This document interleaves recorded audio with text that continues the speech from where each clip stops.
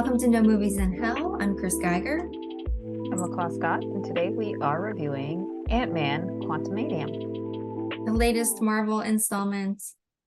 Yes, the first one for this year. So, Chris, what are your thoughts considering you're not a Marvel fan at all? And this is kind of, yeah, I guess this is the first film out the gate in this new paradigm. I didn't like it. Fair. I thought it was a waste of good people. Like Michelle Pfeiffer. The last thing I saw her in was French Exit. Amazing. This was bad. And Bill Murray, love Bill Murray. And yeah, yep. So Michael Douglas also wasted.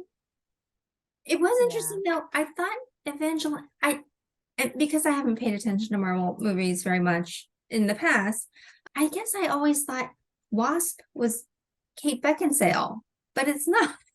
No, it is Evangeline Lilly. So I was wrong. Yes, but I went back and looked at pictures of comparing Kate Beckinsale and Evangeline Lilly, and they do look similar.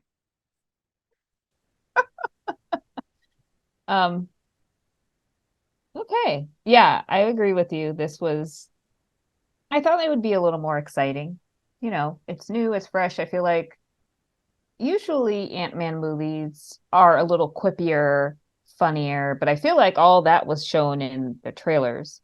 And what we got was they got right into it, and they're going back to the quantum realm and these things happen. And I really like Jonathan Majors. I think he did a great job as Kang, but it's almost like I feel like I'm going to be rooting for the villains because they're so good. Namor was so good, and Black Panther. Now you have Kang. I just don't know what direction our heroes are going to go. I felt like this film was very heavily CGI'd, obviously, because, where they're going, but the film lighting was so dark too. I don't know if that's to mask a lot of the green screen effects that had to happen. And I think the most disturbing thing was MODOK. It was just weird and CGI and really not funny. And I think that his placement there was part of kind of the comic book lore. Yeah, this was kind of a disappointing film. I feel like it was kind of poorly constructed. I didn't have an expectation though, so it was just I was expected to see this movie. I mean, I didn't expect it to be good based on the trailers. They're just big, dumb holes, right? Like, you made a suit for the daughter, but you didn't make a suit for Michelle Pfeiffer or Michael Douglas. And also the taking on and off of the helmet part so you can see their faces. I'm still in the battle. I'm still fighting, but I'm going to run. And now I'm going to take my helmet off so you can see my face. That makes no sense. Your head is your most vulnerable part. Keep that protected. That was also bothersome. The interactions that they had with the people who were living in the area, they just didn't make any sense. This will not, I think this might be it. I might stop watching Marvel movies going forward. Okay.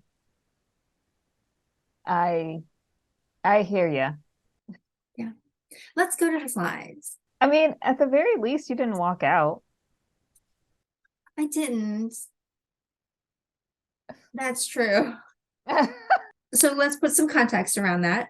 Mm-hmm. I went to see the 8:30 a.m. show President's Day weekend because I'm in Korea, and so I need to set my time clock so that I'm awake during East Coast time. There's not a lot of stuff to do at 8:30 in the morning in Seoul that for the general public, if you're not working, right? There's not even coffee shops are really open before 9. This was a way for me to sort of kill time while staying awake. So it's not like there was a ton of competition. Mm, I okay. probably wouldn't have walked out even if there were other things to do. A, because I wanted to review this with you. You're far too kind. Yeah, this is pretty lackluster for me. Did you stay till the very, very end to see like the last trailer or the last teaser, I guess? Maybe I saw one. So I was willing to give it like I watched up to the Jonathan Majors in all the different Yes. incarnations. But then after that played, I was like, okay, I'm out. Like I can't anymore with this. If there's one more after this, I'm not gonna understand it anyway. So I might as well just go. So there is one afterwards. And yeah, I guess you wouldn't have understood the context. I barely did. So Jonathan Major shows up again, and it's old timey. So he is a almost like a traveling what are those people called? Like back in the day, they go to you go to the circus and someone is presenting whatever, their elixir or their magic or whatever. Oh, like a So snake oil salesman. yeah, kind of. So Okay. it fast forward, it's kind of old timey black and white, think, or like sepia, and it's Jonathan Majors, and he is like a time guy. So he's like, I'm like Mr. Time Machine, and then they cut to the audience, and it is Loki and Owen Wilson's character, which indicates that in Kang is going to show up in Loki 2, and it has something to do with the timeline. So Loki was or is Disney Plus television series. I think there's only like 6 episodes, Mhm. but that's how it led to. And Kang shows up in that, spoiler alert, in Loki. But Loki is about there's a consortium on time and timelines and breaking timelines or fixing timelines. So it all blends into, Kang having the ultimate power to affect many different timelines. Hmm. He is a god, Egyptian god that has the technology to go through many different timelines, and that's how he ended up in the quantum realm. And he was trying to one iteration of him is trying to get out and cause mischief on different timelines, and hence why he got kicked out. All this other stuff. So I was like, oh, this is fascinating. I probably will be watching, but probably won't be reviewing with Chris. And that's okay. I mean, Um, I would watch to review it with you, but that would be the primary motivation. no, we will only review things that motivate us to talk about films in a way that like, is moving and gets people to want to see them.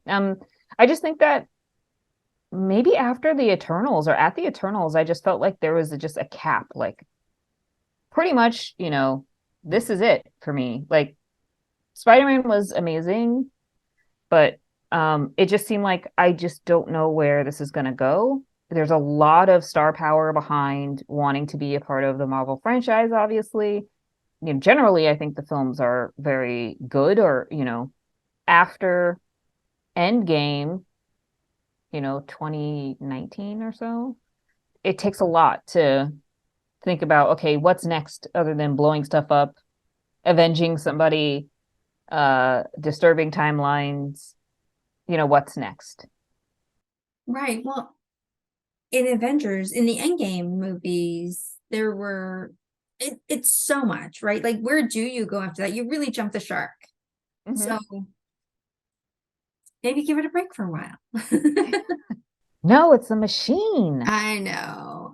Well, Gotta. speaking of Loki, though, I just saw an article that said they're going to come back with Night Manager. Oh yes, yeah, yeah. I haven't seen the first one, Okay. but yeah, I guess that's something on my radar. Is it on Showtime? I think Amazon Prime is where I saw it. Okay, then I will definitely be. Yeah, I'll definitely watch it. I really Cool. liked him in Crimson Peak. Yeah, yeah. You know what? I forgot that he was in Crimson Peak until I watched Night Manager. And I was like, I've seen him more. Yeah. So awesome. Do you have anything to plug in this episode? So next week or March 12th, March 12th? Yes, is the Oscars. So we will be tuning in, we'll be watching, and we will definitely have a reaction after some historic nominations. Yes, looking forward to that. It's a year in which I don't think I would be unhappy with anyone who's been nominated if they win. Actually, I will be upset if Top Gun wins for Best Picture. Oh, That's just me. All right. What about you? Do you have anything to plug? I don't have anything to plug. I'm looking forward to getting back to a normal time zone or normal for me, and then like getting back into my groove of regularly watching English language movies or having regular access to English language movies. Lots of fun. All right. Well, thanks for watching, everyone. We'll see you next time. See you next time.